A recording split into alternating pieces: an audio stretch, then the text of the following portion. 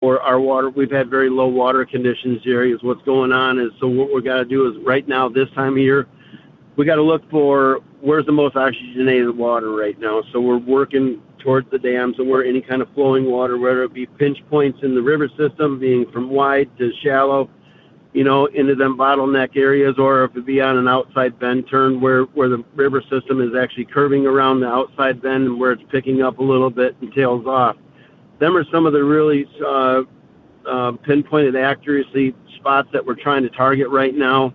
And believe it or not, I have been fishing in shallow water, so I haven't been using my Ranger, but we've been using on my River Runner boat, and we've been fishing anywhere between 2 and 4 feet of water, catching walleyes, catching saugers, catching smallmouth, catching drum, catfish.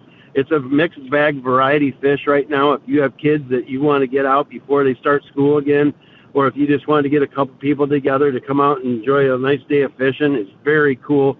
We run boards, and like I said, I'm not going to keep anything secret. I'm running Salmo baits. Mm-hmm. I'm running small lip baits. We're running them off of boards. We're getting them way away from the boat, and we're running them, roughly about that 1.5 to 2 miles an hour. And we're targeting some faster water that has oxygen water, more oxygen in the water. That's driving these bait fish from the stagnant still water because we don't have a lot of current flow in our main system. So the main targeted area that we're fishing has the most oxygenated water, and that's in the backwaters up by the dams. So if you guys are struggling right now, concentrate up where that water's moving, okay? You might have to ding your boat up a little bit, but that's just the way it goes. If you're not dinging your boat up, I've always said, when I get down the ramp and someone wants me to jump in the boat with them and they got a brand new boat, don't have a scratch on it, that's not the guy I really want to go with. I want to go with the guy that's got scratches on his boat, dock rash, and you got your props probably beat up a little bit. That's the guy you want to be with, you guys, because that guy is not scared to get his boat in anywhere where the fish are at. Yeah, that's for sure, 100% for sure. Yep. So coming up, come up into September and in October, you guys are going to be seeing a lot of transitions going on. So a lot more coming up into that early fall pattern. You're going to start seeing the lead core bite coming back alive. And then you're going to start transitioning over into a three-way system. But the lead core bite should last about 3 to 5, maybe 6 weeks. You should be able to put a lot of numbers in. You're probably not going to get a lot of size till they start fattening up a little bit and that water temperature starts dropping down. When that water temperature starts dropping down, you're going to see a little feedback going on with these fish. And what I would typically do if you guys are going to be running lead core, I'd like to see you guys running number 5 and number 7 flicker shads. There's not really any specific color. It's one of them things where they switch every day. So you're going to have to do a little homework yourself. Make sure your baits are tuned and make sure that you have your lines in the water at all times. Work on them transitions that I told you about. And if you have a struggle and you can't figure out lead core, call me. We can set up a trip. I can take you out for a first time, get you set up, and look what to look for on the river systems, and then I'll send you off on your way. Sounds like a plan there, Mike. Yep. We can get it all covered in one aspect. We teach them from beginner to novice, all the way up to pro level. We do all kinds of different things. If you don't know your graphs, we take you out and teach you graphs.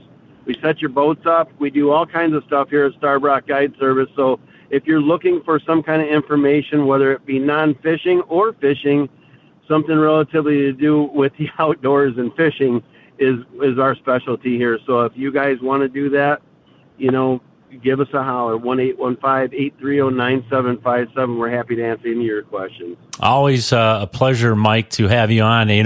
I've gotten a request, Hurricane Jerry, you got to have this show an hour long, and you're one of the guys I could talk hours about different types of tactics, and I know we could probably do a whole show online on fishing, what you use. Talk. I mean, there's just so much information out there, and you're full of knowledge, Mike, and I love having you on the show.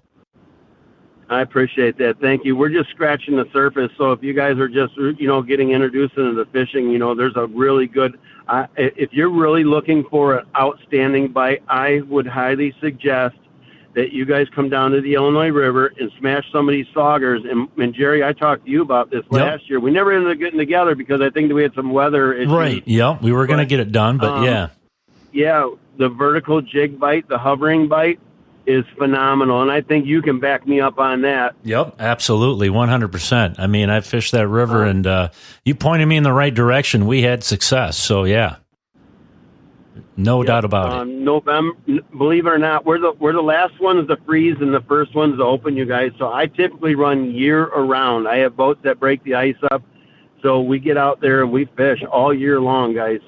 There's not, I don't think there's a day out there. If it is, it's very seldom that we don't get a chance to get out there on the water. So if you like that vertical jig, if you like that rod in your hand and you like to feel that thump of a big sauger, you guys, when you're dropping that thing down and picking it up and he just smashes it and the rod darn near comes out of your hand and he's fighting for his life. And these things, they fight, boy, they fight hard. And so you're getting them numbered up, especially in the winter months there. You can call for available dates on that because that people know that, Jerry, and they want that bite. They know that vertical jig bite is phenomenal, and it's I can't even explain it to you unless you've absolutely physically been there and feel that thing just crack that bait when he comes down, whether you're using a live bait jig, hair jig, or just a jig in plastic or some kind of, three-way system that when they smash that bait, it is unbelievably awesome. Yep, no kidding. We get our limits down there, you guys. If you want to know a little bit about our limits, they're 14-inch minimum, and it's a six fish per person. So we like to keep whatever has been in your realm of whatever you feel like keeping, as long as it meets the legal requirements. You guys are good with that, okay? All right. We're getting a lot more walleye. We're getting a lot more walleye in our system now, Jerry. I mean, lots of walleyes. This is something that we have not seen a lot in the past years, and they're really coming on strong. I encourage you guys to try and keep the walleyes out or back into the system because we don't have a whole very lot of them.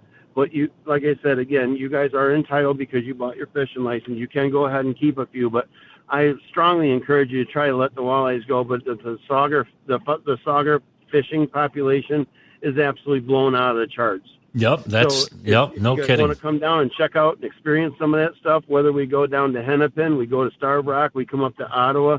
I fish about 100 miles of that stretch of pool, and it's 237 miles long, the Illinois River is. So we can get after it pretty good, and it doesn't take long to get on a bite. So get a hold of us whenever you get a chance there. All right. Sounds good, Mike. And we'll be in touch again here in a few weeks, and we'll kind of touch base this fall on how the bite's going then, too. So always a pleasure to have buddy. You. No problem. Sorry you didn't get too many words. No, that's fine. No, that's what the show. Hey, I'm not. Hey, I just present the show. You're the actual. You're the guys that are on the water day in and day out, so I just I get my feet wet here and there, but this is here to showcase you, not me. I just host the show. So yeah. And I love to fish. No doubt about it. So I know you do. We're going to get you back out here on the water. I want you to experience that fall bite with me this year, Jared. We'll do it on the water. All right. Hey, that sounds a great day back out there. All right. Sounds good, Mike. And we'll talk to you in the weeks ahead, buddy. Have a good day, guys. Bye-bye. All righty. That is Mike Hanson of Starved Rock Guide Service. I tell you, that guy is just full of information. So, but anyways, we'll talk more with Mike here in the upcoming weeks here and talk about that fall bite on the Illinois River. Looking forward to getting out in the boat with him this fall. Hey, I tell you what, thanks for being patient with us. We've got more Genuine Country coming up in just a bit. Also, the latest in news and sports locally here in the State Line area coming up next here on Iron Country.